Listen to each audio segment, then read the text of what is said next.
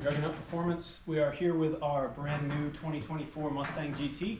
It is a 10-speed performance pack car. Right now it's bone stock. It's got about 150 miles on it. It's full of 93. I also added a little bit of octane booster because what we're doing today, we do not want to have fuel interfering at all.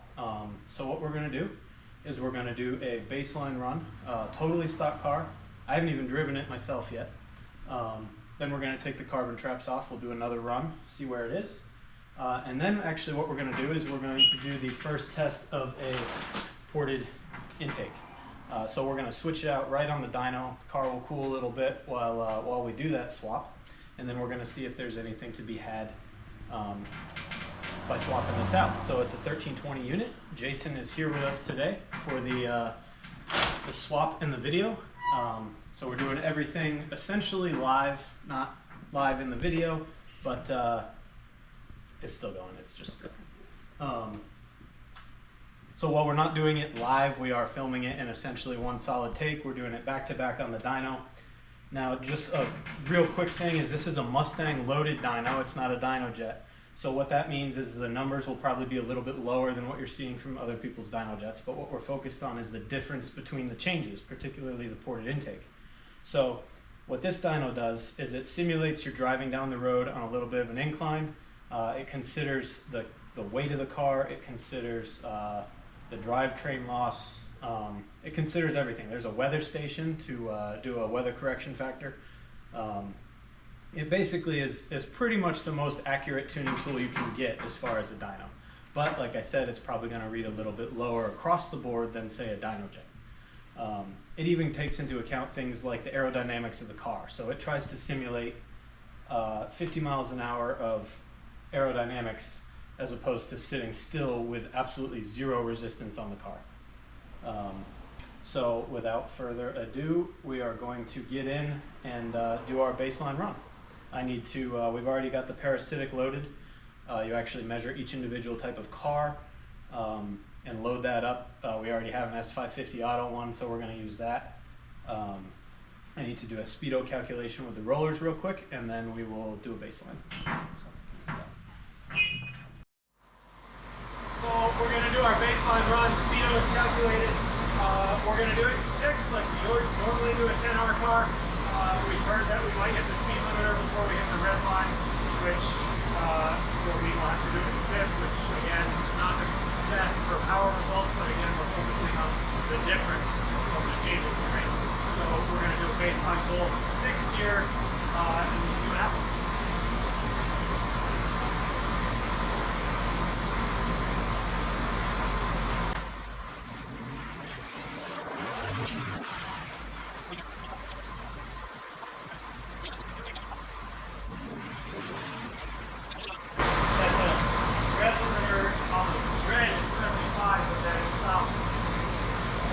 Yeah, 7100. So that's as high as we can get it. I'll probably test this at 1,000. Well, We're not even going to be able to see peak gains until we can tune it. Let it tag the limiter. Well, I'll let the car, but the Mustang software has a low and a number limit, so we have to complete the window basically. Right.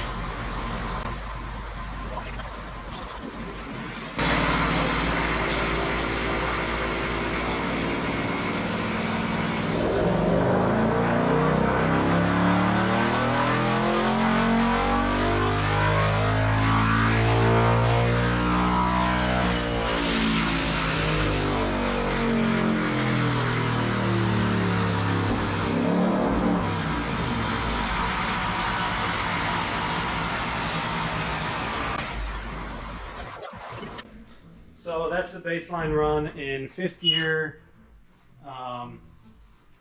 So this is actually smooth, so the numbers are a little bit off, but you can see the curve is nice and smooth. Power looks like it starts dropping off around 6,700. See, that's something I'm really curious to see if we get rid of with the ported manifold.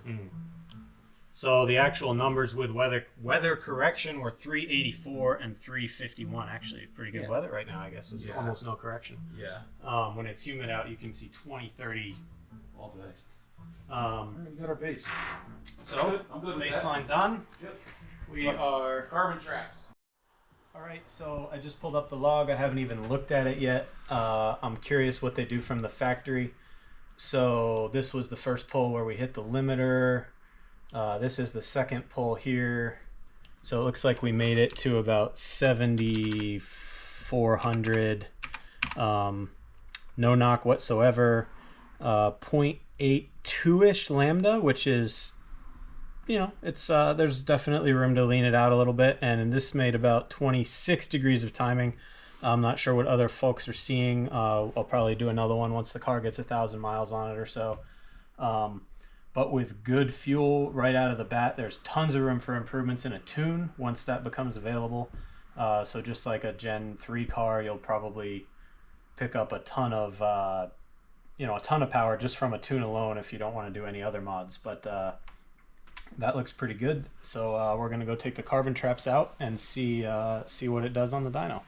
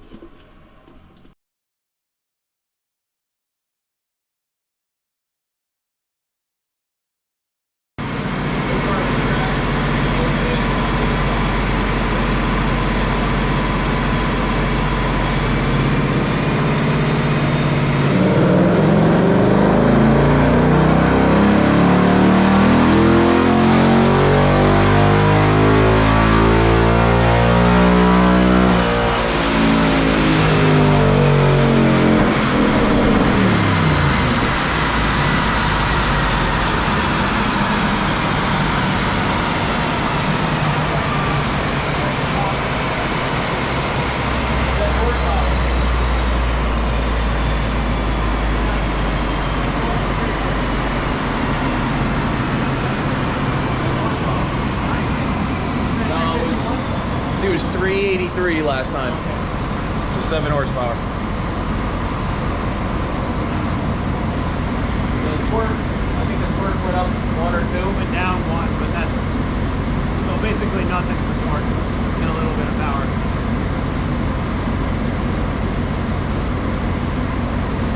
So I'm gonna let it run to keep the coolant flowing through it. Open the hood. Pull the filters off. That's slowy. Hood down. Everything hood down.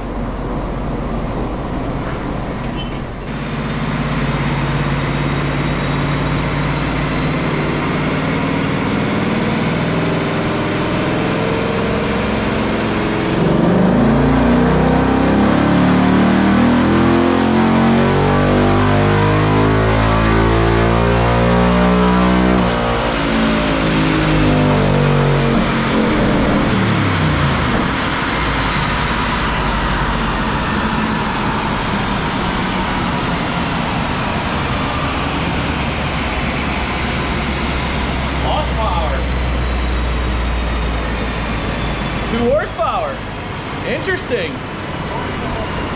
Almost exactly the same. Alright. Don't take air filters off. It doesn't do nothing. Alright.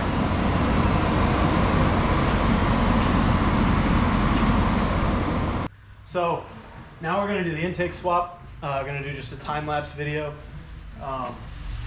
Just a note, in case this is your first Mustang, you're not familiar, unplug the fuel pump driver module and let the car die out to drain the rails as much as possible.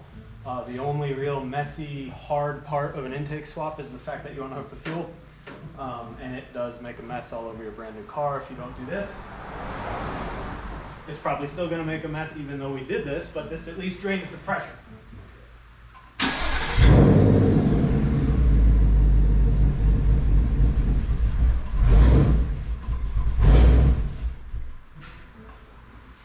All right, so now we're going to swap this intake.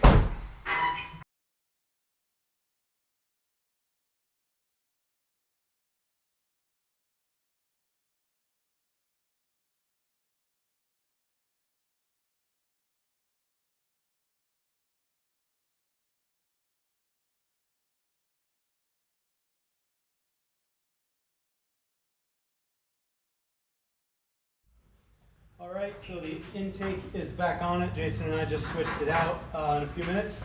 Basically just like a Gen 3 swap, other than having an extra intake tube to deal with. IMRC plugs are all the same.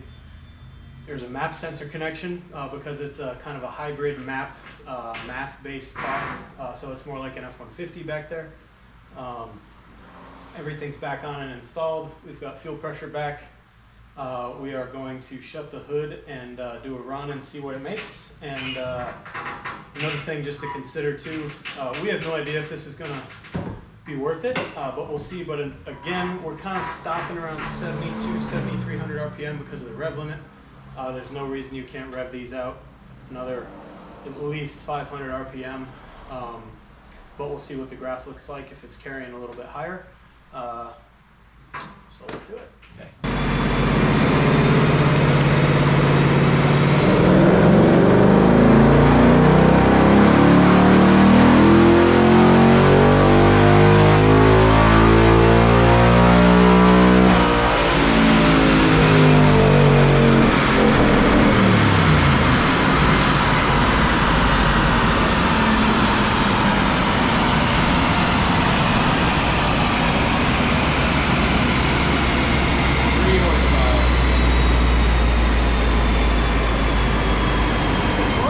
Picked up 6 foot-pounds of torque. Now I just want to see the graphs overlaid. The 390.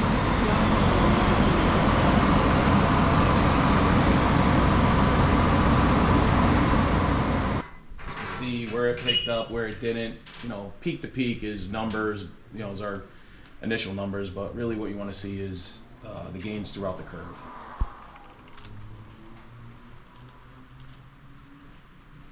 So it was the 1207 pull.